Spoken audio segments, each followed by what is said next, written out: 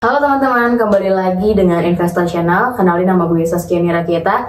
Dan di samping gue ada dari Investor, yaitu Bang Maulana Rida. Hai, halo semua.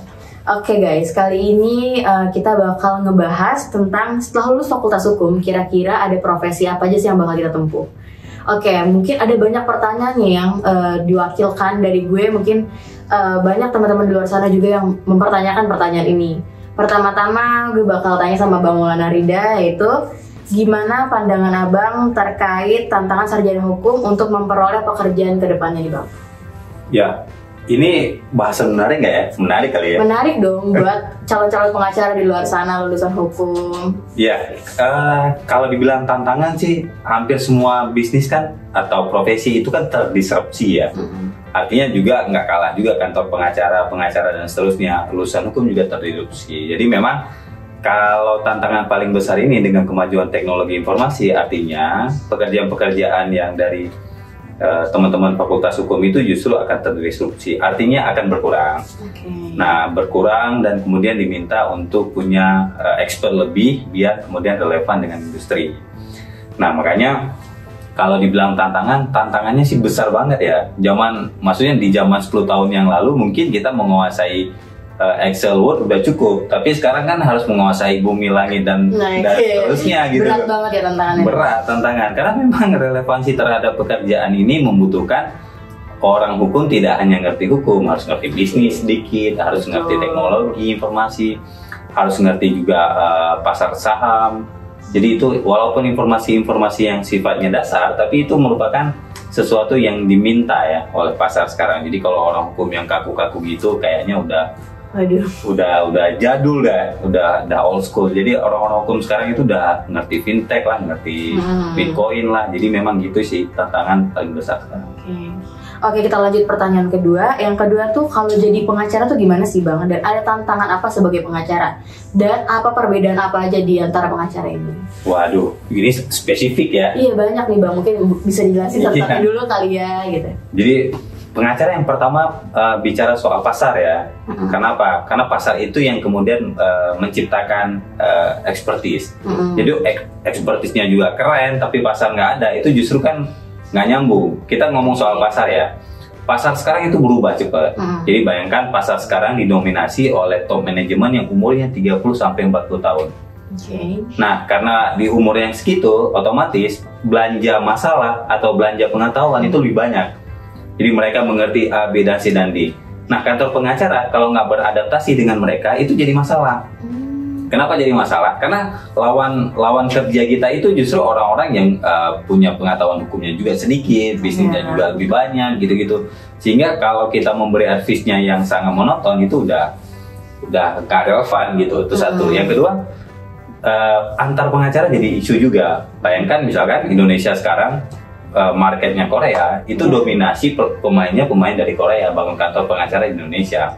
Dari China, perusahaan PMA China di Indonesia itu market China yang ada di Indonesia itu pelaku industrinya atau pengacaranya dari China, buat kantor consulting kayak intinya pekerjaan pengacara itu kan jadi tantangan tersendiri bagi kita teman-teman lokal. Nah, belum lagi yang memang secara loss-nya ya. Contoh kayak kita main di merek nih. Iya, betul. Investo kan memang spesialisasi kan di bidang itu.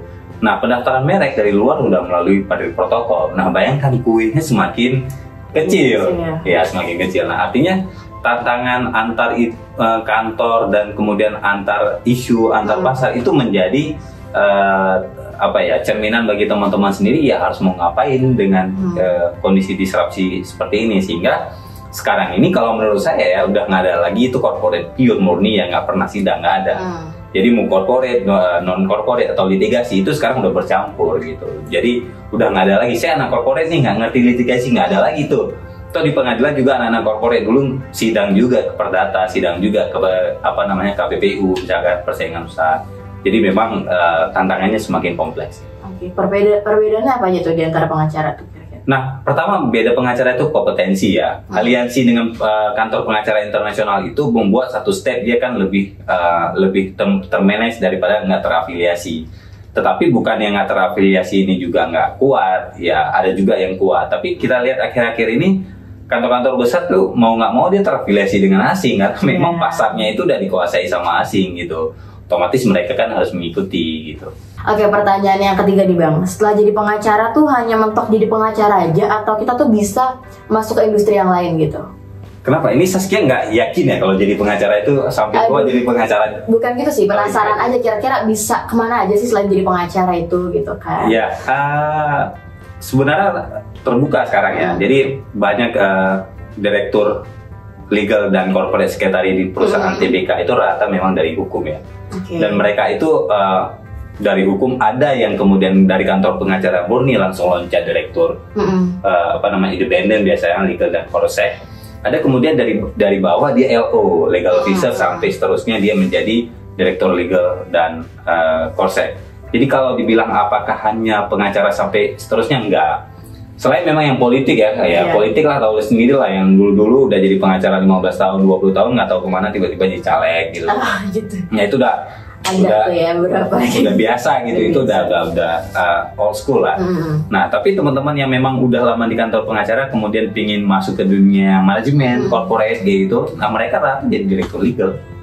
Direktur legal, korsek, dan itu biasa satu paketan di perusahaan TBK, dan memang secara take home pay-nya juga lumayan, sehingga itu yang menggiurkan. Jadi ada tantimnya lagi, ya bonus tahunan setelah RUPS. Jadi mereka lebih laku sekarang di sana, karena memang kalau kita lihat perusahaan-perusahaan yang kayak Jiwasraya, dibangun perusahaan barunya IFK Group, itu isinya kan pengacara.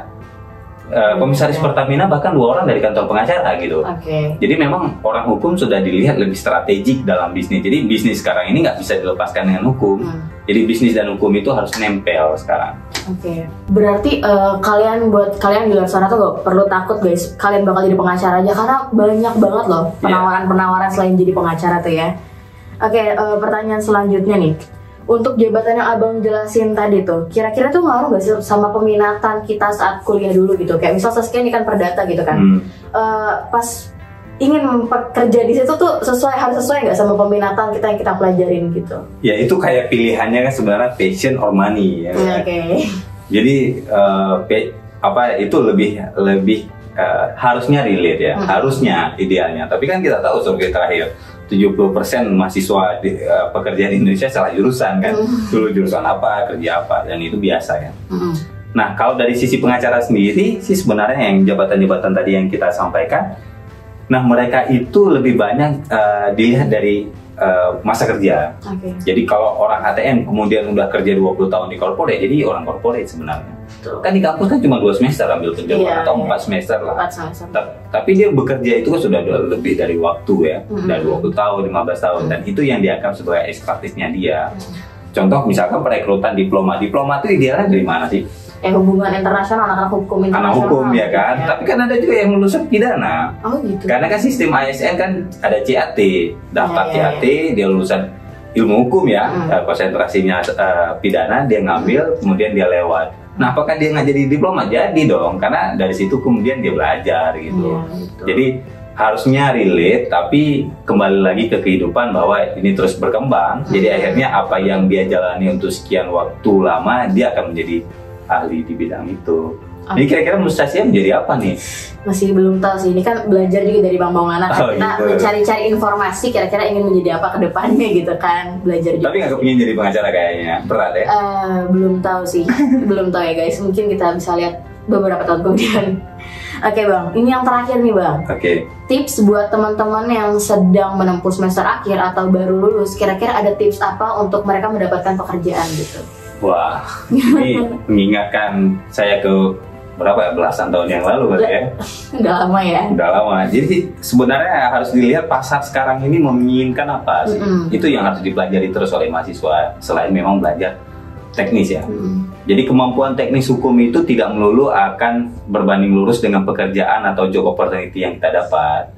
Karena berdasarkan pengalaman hidup, orang yang IPK 3,9, 4,7 ada nggak 4,7? Nggak ada. Nggak ada, itu kelebihan 4,7. 3,7 mungkin.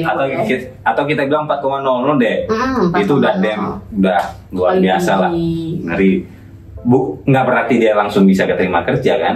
Karena begitu di pekerjaan justru dimintanya apa, public speakingnya bagus, kemudian punya knowledge non teknisnya juga harus cukup bagus gitu. Jadi ya di Indonesia kayak meme yang beredar, mintanya apa, jadi harus punya ilmu menguasai bumi, langit dan air gitu. Jadi memang avatar tuh ya. Avatar. Jadi memang pasar itu menginginkan yang kayak gitu. Jadi kalau kita sarjana hukum atau mahasiswa yang ingin selesai, pastikan kita punya pengetahuan non hukum.